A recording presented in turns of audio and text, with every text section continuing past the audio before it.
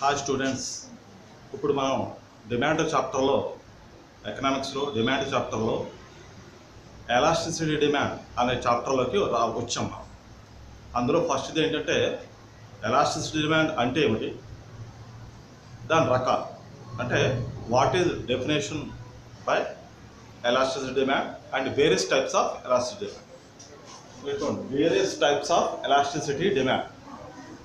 ఇప్పుడు ఏంటంటే డిమాండ్ వ్యాకోచత్వం యొక్క రకాలు. తెలుగులో డిమాండ్ వ్యాకోచత్వం యొక్క రకాలు చూడండి. మామూలుగా డిమాండ్ అంటే రాస్తాం. ఇప్పుడు డిమాండ్ వ్యాకోచత్వం డెఫినేషన్ ఏంటి?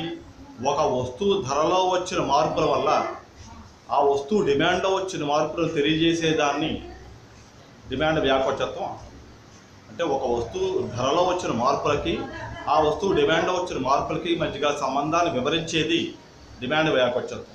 అంటే percentage of change in demand and percent of changes in quantity of price relation between ఆ రెండింటికి మధ్య సంబంధాన్ని తెలియజేసేది డిమాండ్ ఎలాస్టిసిటీ డిమాండ్ అంటారు.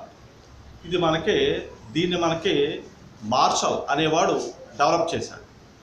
దీన్ని ఎక్కువగా డెవలప్ చేసింది మార్షల్. ఇది ఏంటంటే ఒక రూల్ పెట్టాడు, ఒక సూత్రం, ఒక ప్రిన్సిపల్ పెట్టాడు. ఎలాస్టిసిటీ ఆఫ్ డిమాండ్కి సూత్రం. ఇప్పుడు ఎలాస్టిసిటీ ఆఫ్ డిమాండ్ అనే దాన్ని స్మాలర్ అనే చేత సూచిస్తారు. మనకి స్మాలర్ లేదా ఈడీ అని చెప్తారు. ఈడీ అంటే elasticity of demand is equal to percentage change in quantity demand.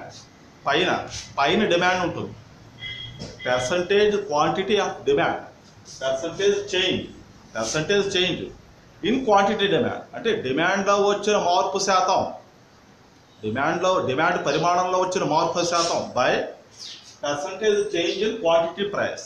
ధర పరిమాణంలో వచ్చిన మార్పు శాతం, డిమాండ్లో వచ్చిన మార్పు శాతం బై ధరలో వచ్చిన మార్పు శాతం. డిమాండ్ పరిమాణంలో వచ్చిన మార్పు శాతం బై ధర పరిమాణంలో వచ్చిన మార్పు శాతం. అది దీని ఇంగ్లీష్లో ఏం చెప్తాం? Percentage change in quantity demand, percentage change in quantity demand by percentage change in quantity price అని చెప్తాం. ఆ రూల్ చెప్పాడు మార్షల్. దాని ప్రకారం మనకి 5 రకాలు various types of elasticity demand 5 types ఉంటాయి. ఆ 5 టైప్స్కి ఎస్సైడ్ క్వశ్చన్ ఇది చాలా ఇంపార్టెంట్. 5 సైడ్ హెడ్డింగ్లు ఉంటాయి. 5 సైడ్ హెడ్డింగ్కి 5 డయాగ్రామ్స్ వస్తాయి. ఒక్కొక్క అంటే ఈచ్ సైడ్ హెడ్డింగ్కి ఈచ్ డయాగ్రామ్ అనేది ఉంటుంది. మనకి చాలా క్లియర్గా రాయాలి. ఓకే, చూడండి. ఇవి 5 టైప్స్. ఫస్ట్ది ఏంటి? పర్ఫెక్ట్ ఎలాస్టిక్ డిమాండ్ అంటే పూర్తి వ్యాకోచ డిమాండ్. తెలుగులో పూర్తి వ్యాకోచ డిమాండ్. పర్ఫెక్ట్ ఇన్ఎలాస్టిక్ అంటే ఏమిటి? పూర్తి అవ్యాకోచ demand. Next relative elastic demand, సాపేక్ష వ్యాకోచ demand. Telugu relative inelastic demand. Inelastic అంటే సాపేక్ష అవ్యాకోచ డిమాండ్.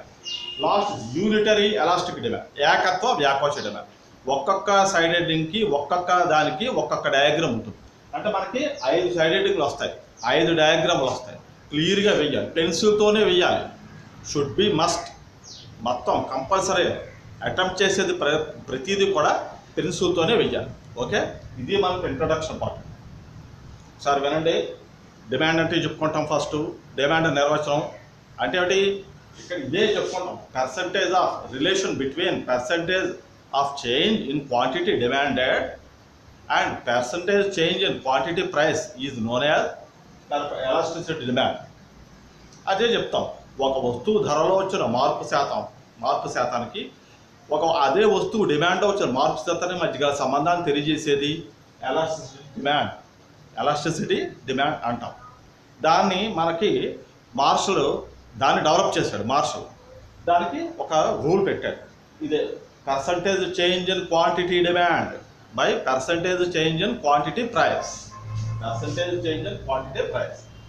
అది 5 రకాలు. Perfect elastic, perfect inelastic, relative elastic, relative inelastic, unitary elastic. తెలుగులో అయితే పూర్తి వ్యాకోచం, పూర్తి అవ్యాకోచం. సాపేక్ష వ్యాకోచం, సాపేక్ష అవ్యాకోచం, ఏకత్వ వ్యాకోచం, డిమాండ్. ఇది 5 రకాలు. ఓకే, ఇప్పుడు ఒక్కొక్క దానికి ఒక్కొక్క డయాగ్రామ్ వస్తుంది, దాన్ని ఎక్స్ప్లెయిన్ చేయాలి. చాలా వెరీ వెరీ ఇంపార్టెంట్.